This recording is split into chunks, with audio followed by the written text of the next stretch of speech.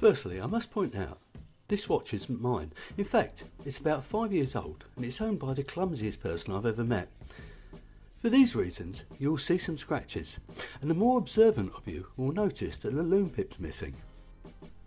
In the watch community, Parnis don't have a great reputation, but I'm here to defend them, and the following review will show you why.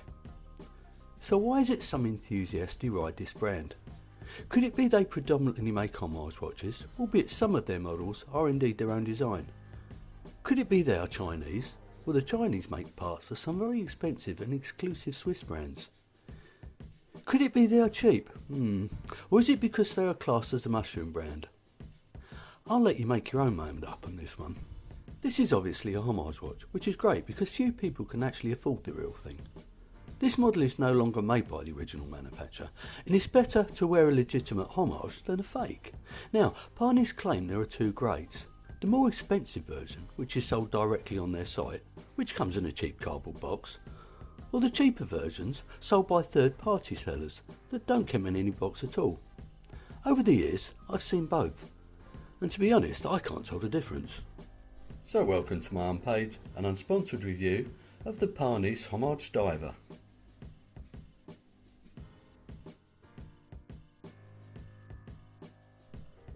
Let's have a look at the dimensions. Well, the case measures 40.2mm, the lug width is 20mm, the depth is 14mm, and the lug to lug is 47.6mm, although with the male end links included it's nearer 51mm.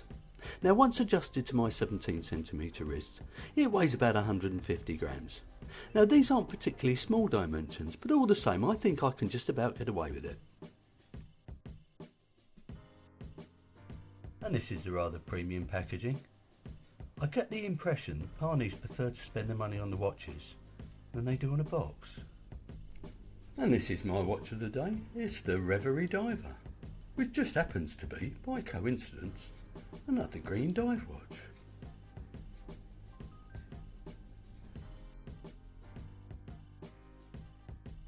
The crown is about 6mm, it's signed, it screws down, and it operates the movement without issue. In actual fact, the engagement is surprisingly good as well. Now, the claimed water resistance is only 30 metres, which in reality is only splash proof, but don't panic. Parnis make inexpensive watches, and it's my belief that unless you pay a little bit more for one of their more premium models, they don't want to commit themselves. Like I said, the crown screws down, the watch is hermetically sealed, and I know for a fact that some dive enthusiasts have actually used these to dive with. Swimming with one is at your own risk, but I tested one of mine and it was fine. The movement in this is the Myota 8215. Some people criticise these movements, but I struggle to understand why. Okay, they don't hack, big deal, and the unidirectional rotor can be a little bit noisy, but in my experience, when it's on the wrist it can't actually be heard. The reality is that they're Japanese, reliable, and if regulated correctly can be very accurate. It's a 3Hz automatic calibre that ticks away at 21,600 beats per hour, but the proof of the pudding is in the eating. So let's have a look at it on the time grapher. There we go, not an awful lot wrong with that, plus 5 seconds a day, a low beat error and a good amplitude. Now let's flip it over.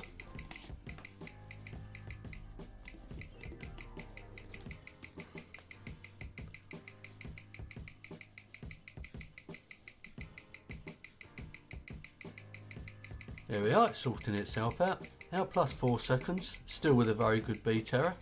That's absolutely excellent, that's very good positional variance. Now let's put it at 45 degrees.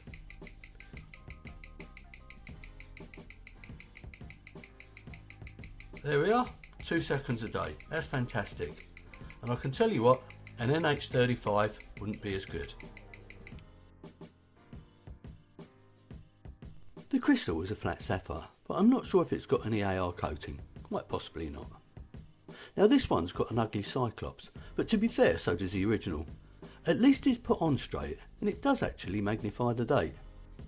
Now the case is made of 316L stainless steel, is fully polished, and to a reasonable standard as well. The case back is a simple screw down, similar to the watch it homages. Believe it or not, It also has a 120 click unidirectional bezel with a genuine ceramic insert.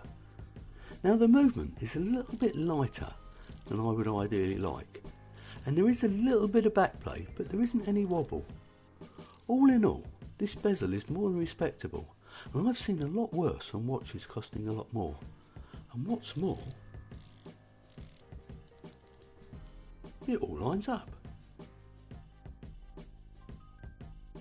What can I say about this particular dial, apart from the fact it looks like all the other dials that homage this particular watch in question? At the top it simply reads Parnis, and over the 6 it reads automatic. I'm pleased Parnis didn't overdo this by adding loads of unnecessary text. Needless to say, the hands of the Mercedes style and lightly applied indices are filled with some sort of green lume. The lume in actual fact is reasonable, but it's not great. The initial burst of light is okay, but it doesn't last that long. Anyway, let's have a look at it.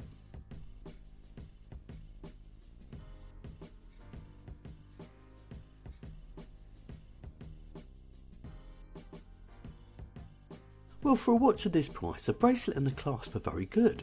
Of course, in keeping with the original, it's an oyster style. Now this one is fully brushed, apart from the sides of the links, which in my opinion is so much nicer than having a polished centre link. The solid end links fit perfectly to the case, and it's even got reasonably well engineered screw pins for easy adjustment. It's got a mill clasp with 3 micro adjusts and double pushers. It's signed and it feels quite premium. My only complaint is that it doesn't open particularly wide, so if you've got small wrists but large hands, you may find putting it on a little bit difficult. However, for the vast majority of people, this won't be an issue. This is where the watch scores full points. This watch cost $85 from my watch code 5 years ago, and checking their site, it still cost $85. That equates to just £70. There was a small postal charge of about $5 if I remember rightly, and it arrived within about a week. So for £70 you get a dive watch made of 316L stainless steel, a sapphire crystal, a ceramic insert, a good bracelet and clasp, and inside it is a Japanese automatic movement. In my opinion, that represents incredible value. From recollection, the watch didn't have any issues when it arrived. It's worth noting I once bought a watch from my watch code some years ago, and it had a faulty movement, and the service was excellent. They paid for it to be returned, repaired it, and returned it to me within a month. So what don't I like about it? Well, I've never liked the original version of this watch, so I'm not going to like this one much. But that's just personal taste. I suppose the lume could be a little bit better, and I would like to see more resistance to that bezel. Other than that, there isn't much to moan about. That's if you like this particular model.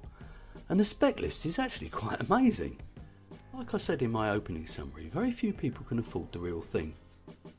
There are numerous manufacturers who make a watch similar to this, including mid-range companies such as San Martin and top-end ones like Steinhardt. Yes, the more you pay, the better the watch, but £70, I really can't imagine anyone being disappointed with this one. In years gone by, when I started this ridiculous hobby, I owned many Parnis watches, then became a little bit more critical, and to some degree got sucked in by the beliefs of some whizzes on internet forums. My one tip to everyone is buy what you like and what you can afford, and take no notice of those people obsessed with brand names who probably have more money than you. That brings me to the end of this review, so if you've enjoyed it, please click on the like button, subscribe if you haven't already, leave your comments below, and please enjoy the rest of your day.